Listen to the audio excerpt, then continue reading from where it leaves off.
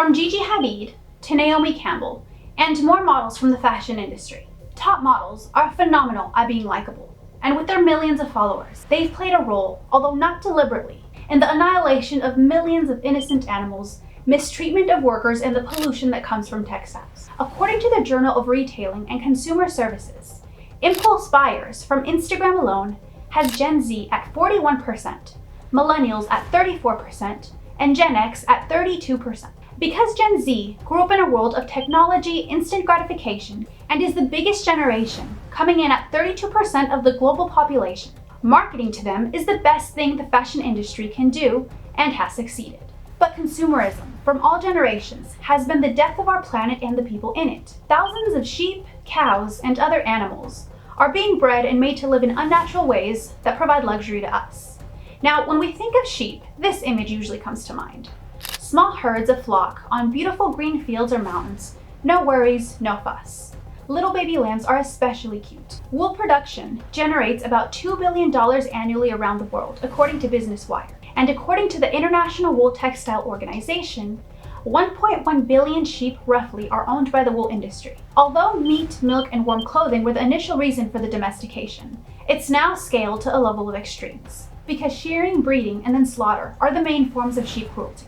Despite sheep being given the natural ability to care for themselves, decades of breeding and breeding them in the way that we want for fashion has made them dependent on us. They went from growing and shedding their own coats independently to having to be sheared by farmers. While a small independent farmer who's been in business for years may be safe when doing this, for the welfare of the sheep, large operations have failed miserably. Sheep are bred to grow wool, so shedding the way they did in spring just doesn't really happen anymore.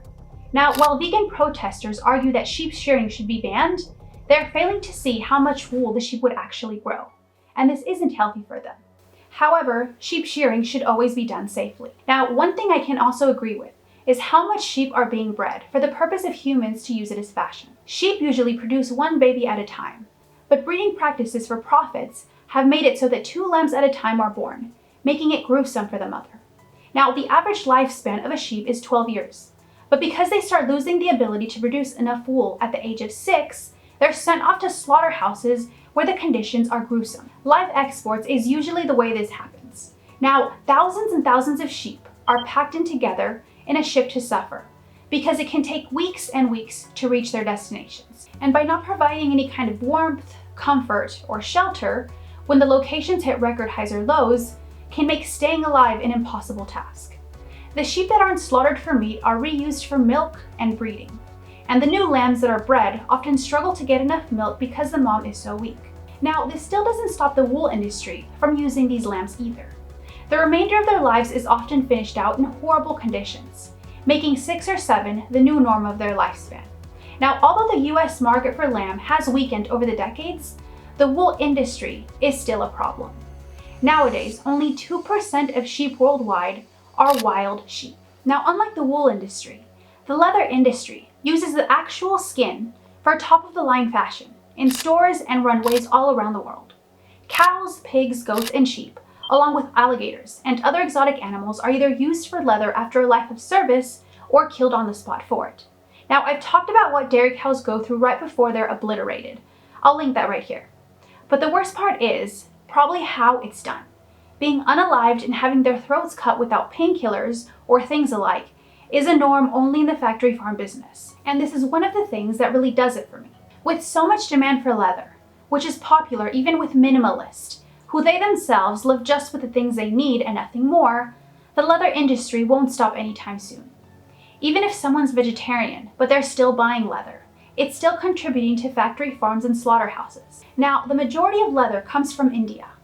Being primarily of a culture that considers the cow sacred, it's surprising that a great deal of suffering is happening here. In this country, death marches are something that happens quite often. Since animal transportation is unavailable in many parts of India or is costly, numerous cows are tied together by the nose and made to walk hundreds of miles to get to their slaughterhouses. And since going to be slaughtered anyway, handlers have no mercy when cows collapse, slow down, or stop because they just can't keep going. Now, during my research, it was unclear whether they were offered food and water, but at the minimum, I would hope they'd be offered water. But nevertheless, the gruesome India heat pushes the cows too far. If they get to the point of collapse, handlers were seen on camera putting a mix of chili pepper and tobacco and rubbing it in their eyes to keep them walking. Now, illegal leather isn't uncommon either. In countries like Thailand, dogs are rounded up to be made into wallets, briefcases, or coat trimmings. Now, rather than specifying on the product tag where the leather is from, it simply just reads leather. And if you think buying leather for more vile animals like alligators is okay, think again.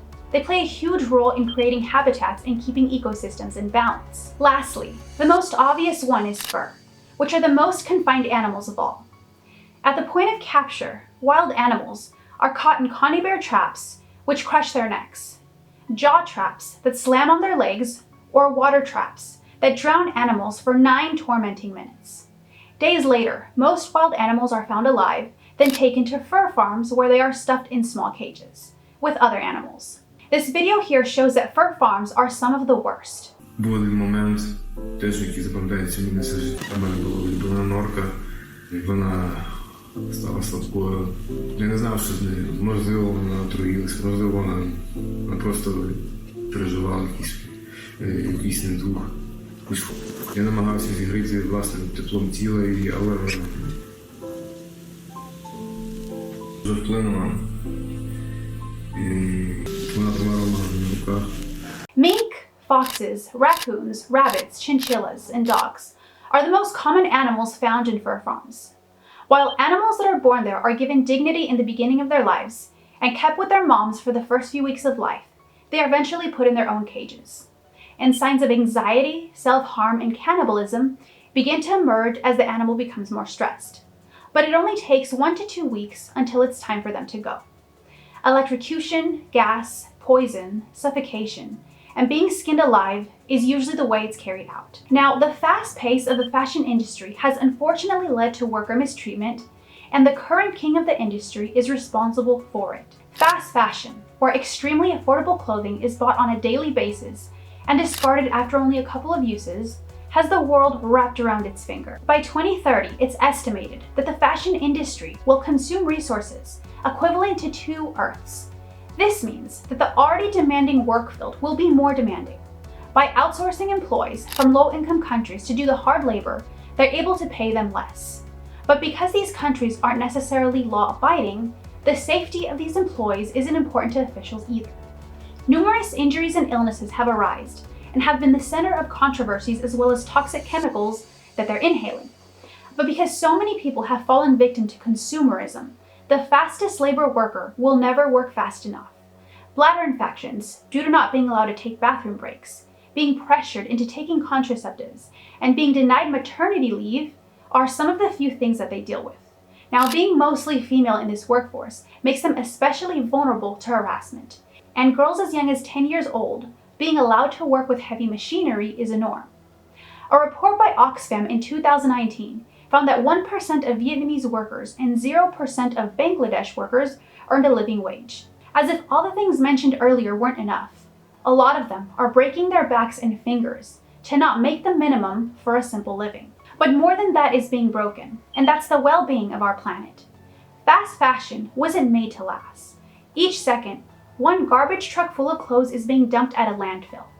500,000 tons of microfibers are released into the ocean from washing clothes, and water that can meet the needs of 5 million people in a year is being wasted. It makes up 10% of humanity's greenhouse gases, and 85% of textiles end up in the trash each year. It takes 150 to 300 chinchillas to make 1 fur coat. Workers are being hurt, and fashion is the second biggest polluter after the oil and gas industry. Countries in Europe have passed laws to phase out fur farming. By giving animals priority over fur industry's interest, the message of animal welfare is going to get through to many people. And if all countries did this, we would be better off. Now, if you want to help the industry at a maximum rate and go plant-based, do this. Boycott fast fashion. Avoid meats of all types and avoid dairy. If you don't want to go vegan, do this. Stop buying fast fashion.